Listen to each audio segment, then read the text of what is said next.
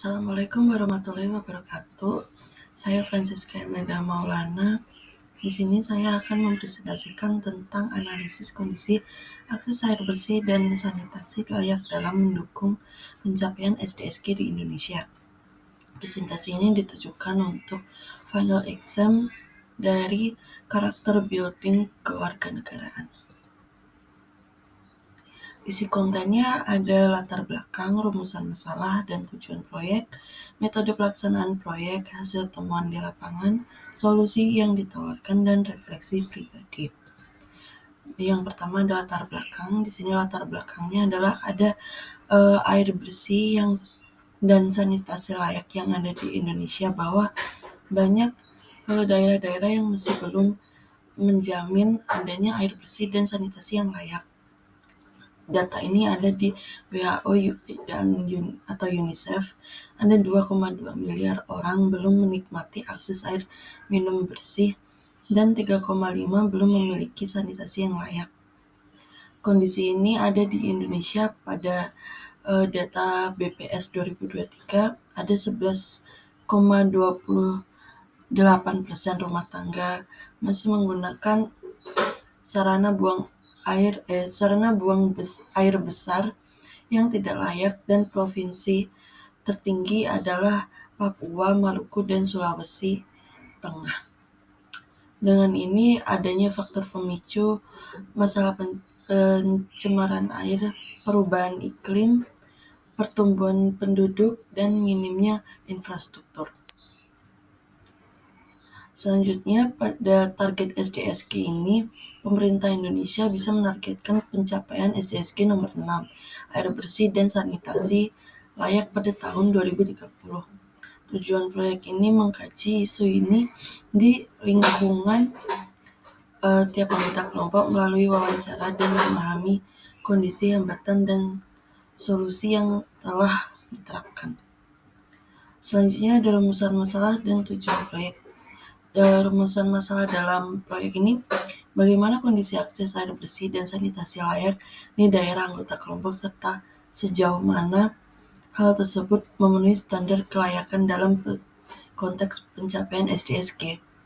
Apa saja faktor penghambat utama sosial, ekonomi, geografis, dan kebijakan yang mempengaruhi keterbatasan akses masyarakat terhadap air bersih dan sanitasi layak di masing-masing daerah penelitian.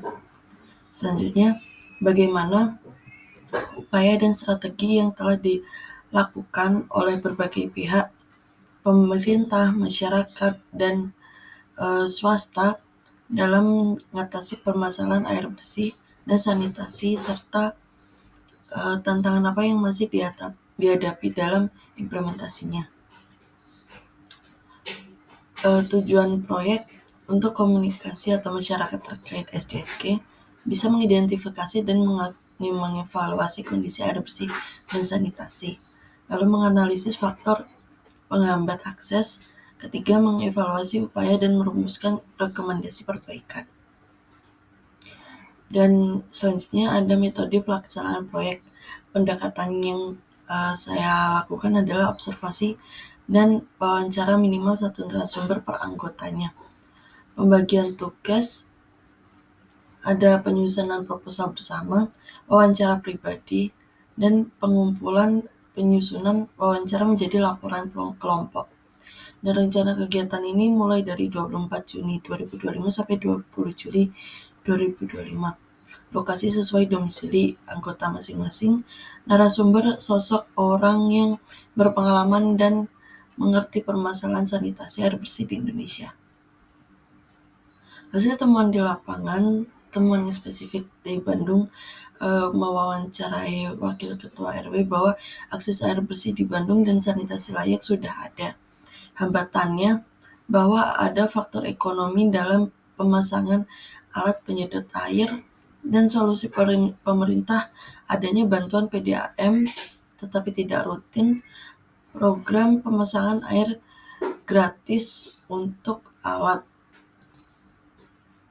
Lalu selanjutnya ada hasil temuan di lapangan di Pekanbaru, bahwa 90% masyarakat Pekanbaru bergantung pada air tanah dan 10% terlayani oleh PDAM. Kualitas air tanah kurang ideal atau asam karena dominasi tanah gambut. Tantangannya adalah faktor alam, jenis tanah, pencemaran. Lalu ada infrastruktur PDAM yang terbatas, biaya sambungan awal PDAM tingkat tinggi sekitar 1 juta rupiah, minimnya pengorbanan sanitasi di perdesaan. Solusinya adanya sinergi dan kolaborasi pemerintah dan masyarakat serta swasta termasuk BUMN seperti PLN sangat diperlukan karena semua harus saling gotong royong untuk mensejahterakan bagaimana masyarakat dapat mengkonsumsi air yang layak dan sanitasi yang layak. Solusi yang ditawarkan ada kesimpulan dan saran. Tantangan akses air bersih dan sanitasi di Indonesia bervariasi antara daerah karena adanya faktor geografis, ekonomi, dan infrastrukturnya. Upaya pemerintah dan swasta sudah ada, namun akses layak belum merata. Kolaborasi lintas sektor dan peran aktif masyarakat adalah kunci utama untuk mengatasi hambatan dan mempercepat pencapaian SDGs 6. Solusi harus konstekstual dan melibatkan sinergi berbagai pihak. Sarannya, perkuat kolaborasi lintas sektor, sinergi pemerintah, swasta, dan masyarakat dalam memperpanjang implementasi program berkelanjutan.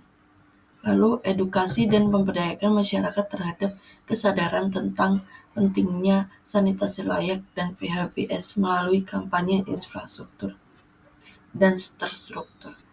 Penyediaan infrastruktur berkelanjutan, tingkat investasi infrastruktur, pertimbangan kondisi lokal, dan memastikan bahwa program bantuan merata kepada daerah-daerah yang kurangnya adanya air bersih dan sanitasi yang layak. Refleksi pribadi tentang self-awareness saya, pemahaman mendalam tentang air bersih sebagai hak dasar semua masyarakat, kompleksitas masalah, dan menguatkan peran sebagai warga global. Adaptasi, belajar berinteraksi dengan narasumber dengan latar belakang, menyesuaikan cara bertanya dan beradaptasi tentang jadwal.